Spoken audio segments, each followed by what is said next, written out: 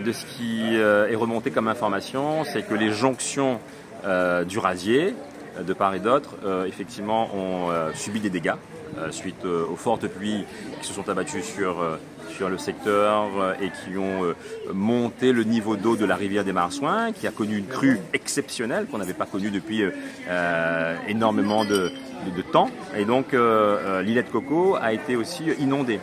Et je voudrais aussi dire que dimanche, j'avais proposé, en tout cas pris un arrêté pour solliciter l'évacuation préventive des habitants.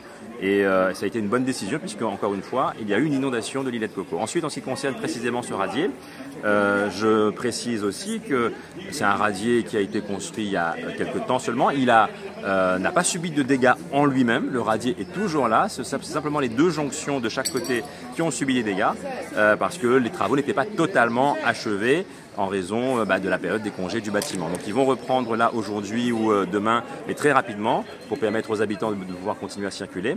Mais en tout état de cause, s'il n'y avait pas eu ce radier, les dégâts auraient été encore plus importants et la situation d'enclavement des habitants aurait duré là aussi beaucoup plus longtemps. Donc ce radier, c'est une bonne chose.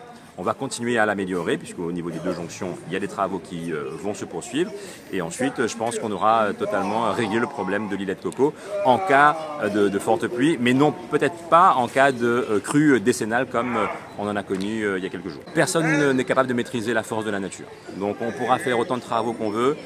Mais si la nature a décidé de se déchaîner, eh bien on devra le supplanter, le subir. Donc nous on est là aussi pour essayer de faire en sorte que les dégâts soient les moins importants possibles.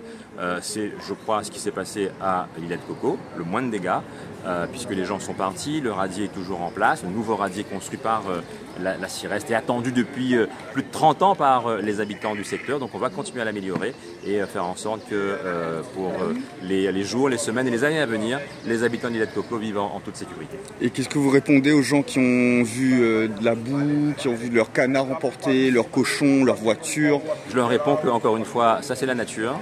Personne n'est capable de maîtriser ce genre de situation. Ça s'est passé à Saint-Benoît, ça s'est passé sur toute la Réunion, qui a subi d'importants dégâts suite à ce passage cyclonique, à ce phénomène météo qui était d'une nature et d'une intensité, d'une violence exceptionnelle.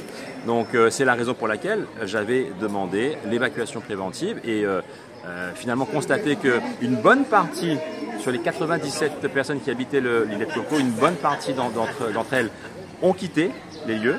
25 personnes à peu près sont restées et on ne peut que constater les dégâts aujourd'hui mais il n'y a pas de dégâts humains.